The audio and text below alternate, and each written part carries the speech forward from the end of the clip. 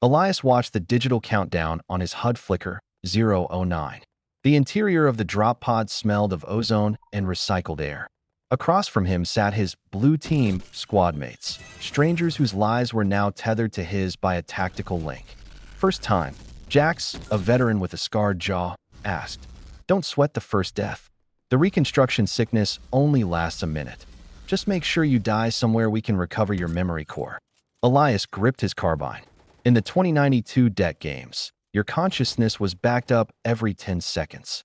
You could die 1,000 times, but each respawn cost credits added to your debt. When the match and your debt is cleared, lose, and you spend eternity in the cycle until your mind permanently frays .00:03, the floor gave way. Elias plummeted toward the neon bastion, a vertical labyrinth of shattered skyscrapers.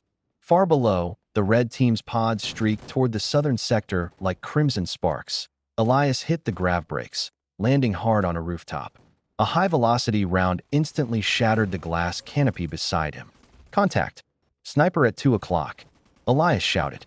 He didn't even have time to breathe before a second shot tore through his chest. Pain flared, white, blinding, and brief. Then, darkness .00:05. 004:003. Elias gasped, his lungs burning with fresh, synthetic oxygen. He was back in a new pod, 30 stories above his own cooling corpse. "Welcome back, rookie," Jax's voice crackled. "That death just cost you 10 years of wages. Try to stay in your skin this time." Elias looked down at his hands. They were trembling. He was alive again, but he felt a little less himself than he had 5 minutes ago. Elias didn't drop this time. He teleported. The blue team spawn point was a flickering pad in a flooded basement labeled Sector 4, the drowned slums. The air here tasted like copper and stagnant water. "Check your sync," Jax barked, slamming a fresh magazine into his rifle. "If your HUD jitters, it means your neural bridge is desyncing from the last death." Elias blinked. His vision was doubled. On the left side of his display, he saw the real world, moss-covered concrete and murky water. On the right, he saw a ghost image of his previous life, the moment the sniper's bullet had claimed him. It was a death echo, a common glitch for those whose reconstruction data was being processed too fast. "Move up," Elias commanded, his voice sounding hollow to his own ears.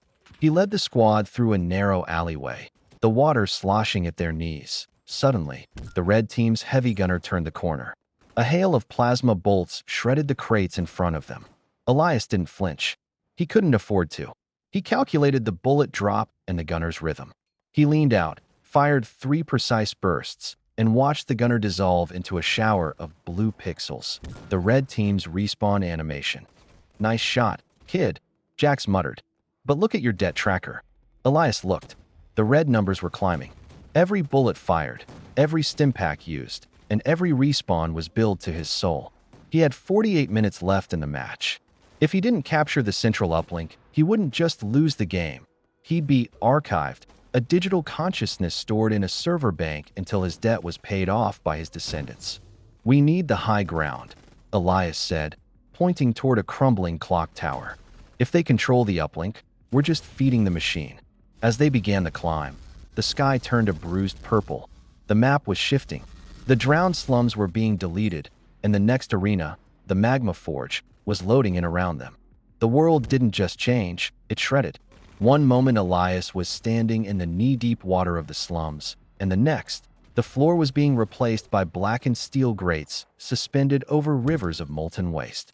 This was the Magma Forge, a map designed for close-quarters brutality and heat management tactics. Elias stumbled, his boots hitting the hot metal with a clang. His HUD screamed, "Critical DE sync."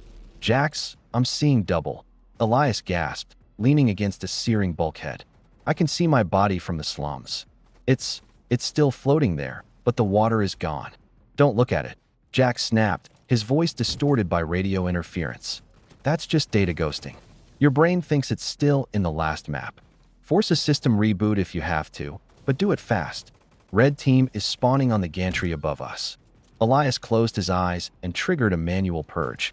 His vision went black, then flashed with a series of binary code strings. When his sight returned, the ghosts were gone, But a new horror remained. His debt counter had turned gold. Gold, Elias whispered. It means you've died too much, a red team voice echoed from the shadows. A figure stepped out, a woman in heavy crimson plate, her visor cracked. You're in overdraft now, Blue. The next time you die, the house doesn't just bill you.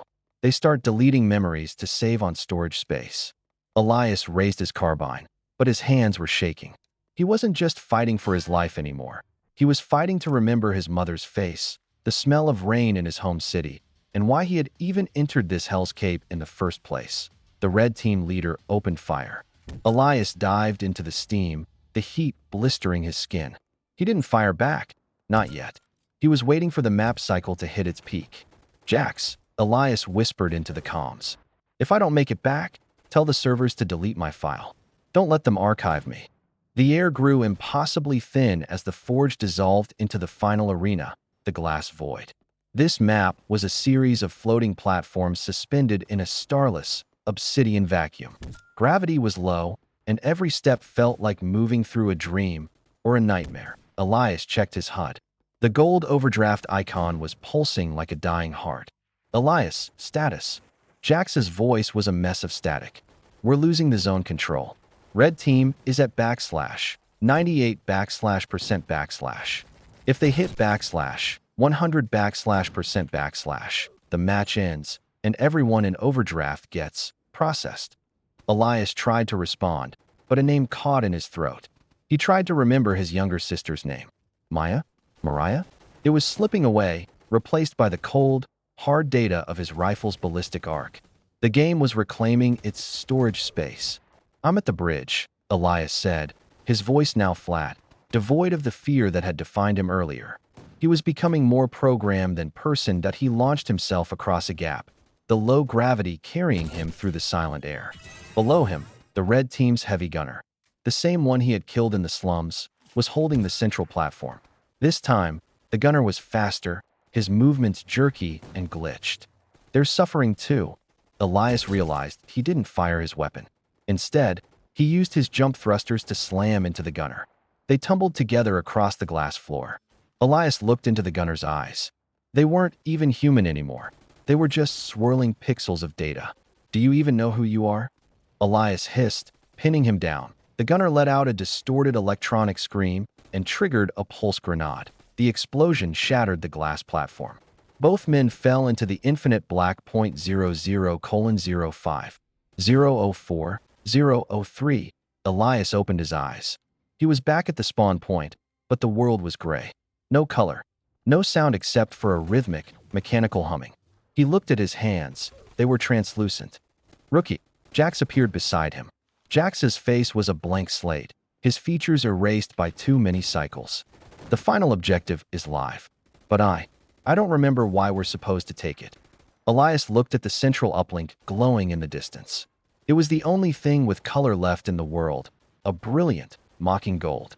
We take it because it's the only way to stop, Elias said, though he wasn't sure who we was anymore. The glass void began to collapse, the obsidian sky fracturing into raw source code. Elias could no longer feel his feet hitting the ground. His HUD was gone, replaced by a single scrolling line of text, remaining humanity, 0.04%. Jax, the uplink, Elias shouted, but when he turned, Jax was just a pile of shimmering digital artifacts. Jax had cycled one too many times. His consciousness had finally flatlined into background noise. Elias was the last one left. Across the bridge, the red team leader stood over the golden central uplink. She wasn't shooting. She was weeping, the sound echoing as a distorted electronic pulse. If I touch it, she rasped, the game ends. We all get cleared. But who is left to go home? I don't even remember what home looks like. Elias looked at his own flickering hands.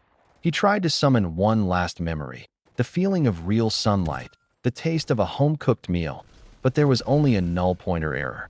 He realized the cruel truth of the debt games. The only way to win was to lose everything that made the win worth having.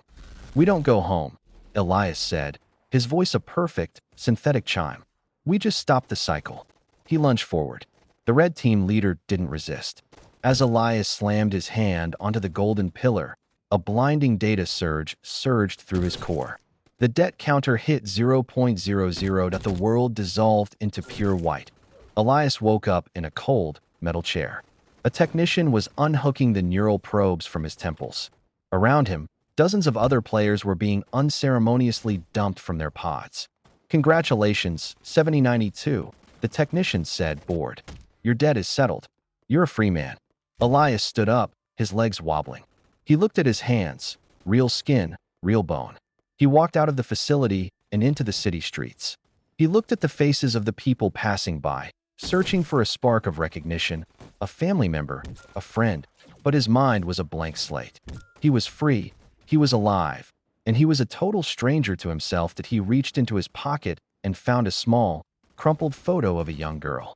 He stared at it for a long time, waiting for a name to surface, for a heart to ache. Nothing came. The game hadn't just taken his time. It had won out. If you enjoyed this story, let me know if you want to explore a different genre.